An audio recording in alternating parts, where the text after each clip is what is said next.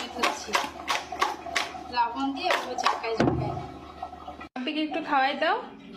রান্না করার সময় দুই কাঙ্গাল এসে বসে থাকে আমার কাছে, আর এই ছোটটা বড়টাকে বিরক্ত করে। বড়টা খুবই শান্ত।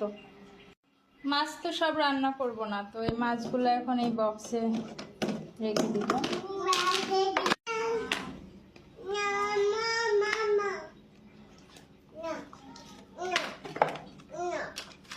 আসছি বাবা, এগুলো একটু ফ্রিজে রেখে আসি। ফ্রিজ খালি খালি খালি, ওইখানে জায়গা পাইছি। আর ওই মাঝখানে গ্লাসটা ভেঙে গেছে, ওটা ঠিক করতে দিতে হবে। এই যে মাছগুলো একদম কালো কালো না, বাজার থেকে কেটে দিচ্ছে, যেভাবে কাটছে ওইভাবেই আছে। এখন আমি এগুলো কেচে নিব। দরজার সামনে জুতা রাখার জন্য একটা তাক নিয়ে আসছি, সেটা একটু দেখাই। এইটা দরজার সামনে জুতাগুলো রাখার জন্য এই মাত্রই নিয়ে আসছি। তো আর কি নিয়ে আসছি দেখাই। আর এই যে এগুলা নিয়ে আসছি, দুইটা হ্যাঙ্গার, একটা আপনার ভাইয়ের শার্ট ঝোলানোর জন্য। এই যে বাবা আসছি, এই তোমার পাখি কাঁদতেছে। আর এটা হচ্ছে গিয়ে রান্নাঘরে আমি চাচ্ছিলাম যে কড়াই টড়াই ঝোলানোর জন্য, আর একটা মাছ ছিলানো মেশিন। এই পপটা আমার ছেলে দেবেন আমার মেয়েকে, তো নিচে পড়ে যাবে। মাম্মা কিভাবে রান্না করব? তাহলে তুমি যদি চিল্লাচিল্লি করো আমি রান্না করতে পারবো?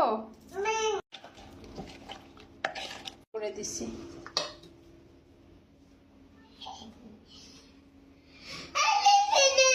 তুমি কি চাও মাম রান্না করব না? তাহলে কি খাবা? কি খাবা? ঠিক আছে, ওকে।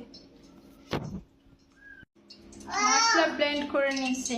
জিরাটা একদমই মিহি হয়নি, আস্তে আস্তে আছে, বাট সবগুলো সুন্দরভাবে হয়ে গেছে।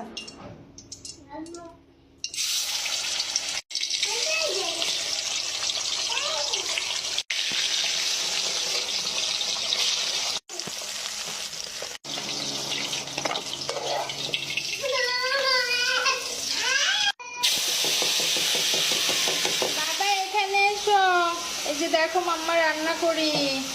রান্নার সময় আমার ছেলে খুব কান্নাকাটি শুরু করে দিতে আসছে, মনে হয় ঘুম চলে